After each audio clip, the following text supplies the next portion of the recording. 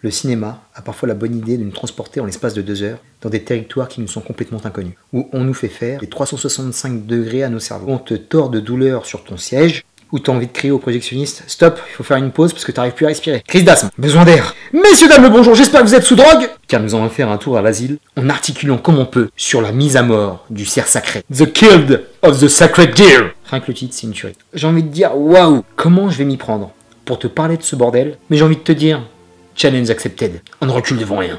Here we go. » Si t'as été perdu avec Mover de Darren Aronofsky, je pense que tu vas être porté complètement disparu avec celui-ci. Je ne vais pas partir sur une explication littérale de ce film, parce que c'est juste impossible. Je risquerais soit de te spoil, et ça j'aime pas, ou de complètement te désorienter quand tu iras le voir.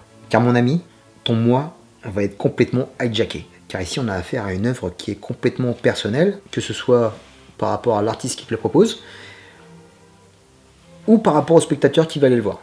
Je n'en dis pas plus. On débarque dans une œuvre cinématographique qui peut être définie sous bien des aspects. Véritable tragédie familiale, un thriller clinique, parce que la plupart des scènes se passent dans un hôpital, un home invasion, un véritable film d'horreur, complètement horrifique, limite fantastique, et carrément une comédie avec de l'humour noir mais corrosif de dingue. J'espère que je suis pas en train de te paumer là. Bien que ce film ait l'air d'être un bordel monstrueux, c'est totalement maîtrisé au niveau de la direction d'acteur, et je te parle même pas au niveau technique, c'est prodigieux.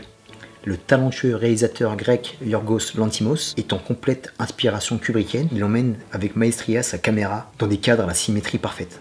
Je connais pas le nom du chef-op, mais j'ai envie de le féliciter parce que c'est un truc de fou. Je n'imagine même pas le travail que ça a dû leur demander, c'est impeccable. C'est froid, c'est chirurgical, que ce soit dans les scènes qui se passent à l'hôpital, même dans la maison parfaite de la belle famille américaine, qui est très belle mais sans âme. Idem pour les acteurs, qui te mettent la chair de poule avec leurs dialogues sans émotion.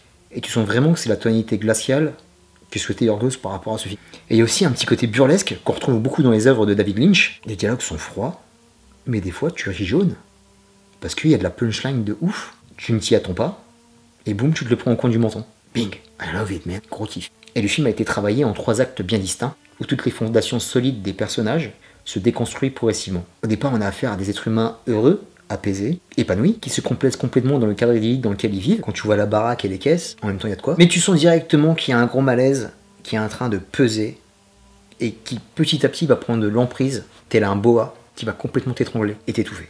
C'est pas la joie. Et tu assistes à la destruction à petit feu de cette famille qui n'avait pas prévu ce genre de drame. Et tu te retrouves témoin impuissant sur ton siège à les regarder aller dans le mur. C'est super violent parce que tu ressens de la honte, du dégoût, et ce jusqu'à la lie. Pas celle de Hélène et les garçons. Wesh, j'ai pas arrêté de le dire mais je vais le redire. Au niveau réalisation c'est très fort, car grâce à la technique caméra, il y a besoin de peu d'actes et de peu de mots pour se retrouver pris au piège dans ce labyrinthe claustrophobique. Yorgos, je passe mon message personnel, ça s'arrange pas ton affaire. T'es un grand malade. Après Canine et le succulent Lobster, un des meilleurs films de l'année 2015, Robbe des Bois Advice. Mais avec ton délire sur le cerf sacré, tu montes d'un cran dans la folie humaine. Car je ne sais pas si je dois t'aimer ou te craindre. Parce que mon pote, tu fais flipper. Interminable.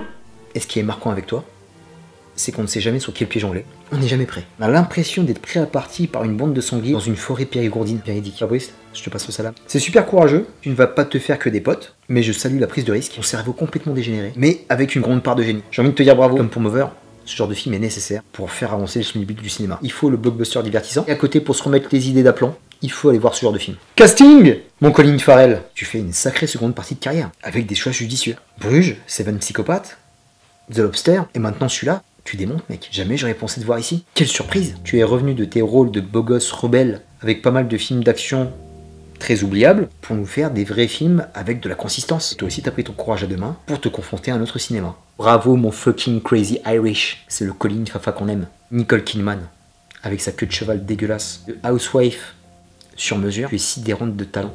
Franchement, la Kidman, je la mets dans mes top actrices. Elle est excellente dans les rôles ambigus. On voit son attitude et son regard complètement se dégrader au fur et à mesure de l'œuvre. Le regard très bizarre qu'elle avait dans des films comme Eyes Wide Shut. Une tueuse, la Nicole. Elle a quelques belles scènes dans le plus simple appareil. Et quel avion de chasse. Madame est en forme.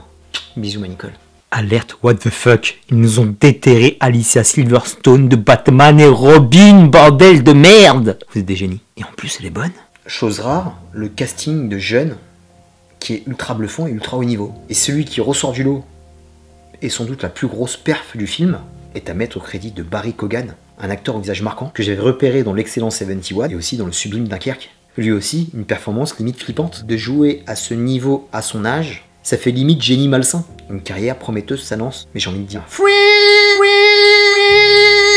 Pour conclure, Mise à mort du cerf sacré, The Kill of the Sacred Deer, je kiffe ce titre, est une œuvre implacable, indomptable, qui vous remuera les tripes et viscères. Y aller et ressortir de la salle avec le moral au beau fixe sera un véritable exploit. Parce que moi, franchement, je suis sorti complètement dans les vapes. C'est comme si j'avais pris pas mal de patates dans la gueule, et j'avais du mal à me remettre. C'est un film au ton pessimiste, sans espoir, qui torpille encore une fois les valeurs humaines, et ce dans tous les sens. J'ai envie de vous le conseiller si vous kiffez les ovnis, mais si vous allez au cinéma pour vous divertir, passez votre chemin, ce n'est pas pour vous. Par contre, si vous voulez tenter l'aventure, sonder votre âme et découvrir des œuvres fortes au cinéma, je vous le conseille fortement. Et c'est aussi la démonstration que bien que tu puisses bouffer du cinéma, tu peux être encore surpris et complètement désarçonné face à un film qui va repousser tes limites. Et juste pour ça, j'ai envie de dire bravo. J'approuve totalement la démarche. Donc pour moi, c'est un tour de force complètement validé. Bravo Yorgos! Vive les Grecs. Demis Rousseau si tu nous entends. Terminus pour la mise à mort du cerf sacré. Je vous dis à très bientôt pour une prochaine vidéo. Peace.